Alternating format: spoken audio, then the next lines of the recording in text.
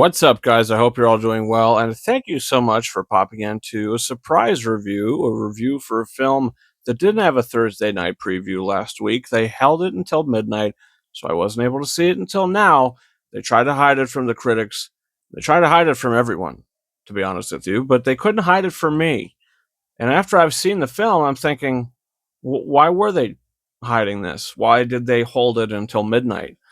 Because, to be honest with you, the movie's not great, but it's not as terrible as people are saying, or the Rotten Tomatoes score.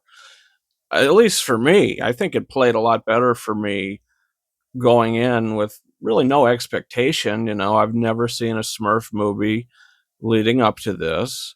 I saw the trailers, didn't really like them.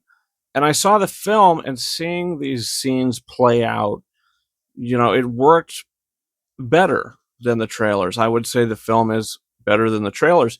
And look, I'm not even saying this is a great film. I'm not saying it's a very good film. I'm not even saying it's that good of a film. But what I'm saying is it's extremely average.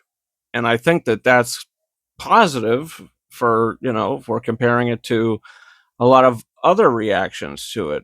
And I'm not just, saying that to be different. I genuinely found myself entertained for the most part. I thought that the characters really worked, even though they were pretty hollow, as hollow as the storyline and paper thin as the plot. There's really not a lot going on. It's very straightforward, and things just kind of happen in sequence.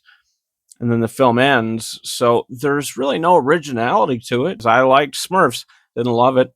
If I never see it again, that'll be fine with me, but sitting there watching it, I wasn't really bored. I wasn't like, wow, this movie's terrible.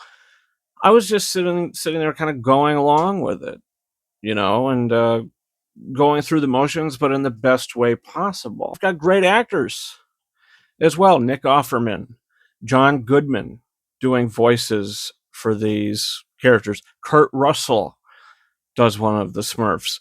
I mean, it's really awesome to hear these great actors' voices just in this film, and all the voice performances were so good and so very, over the top and what they should have been.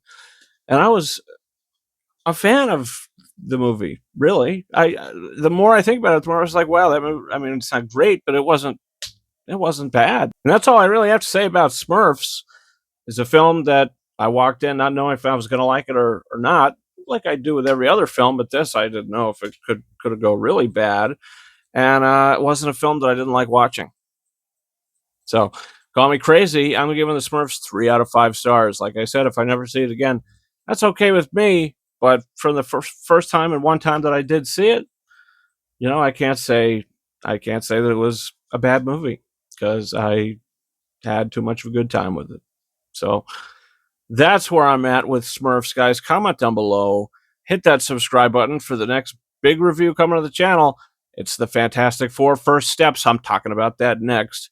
The videos are going to go up simultaneous to each other.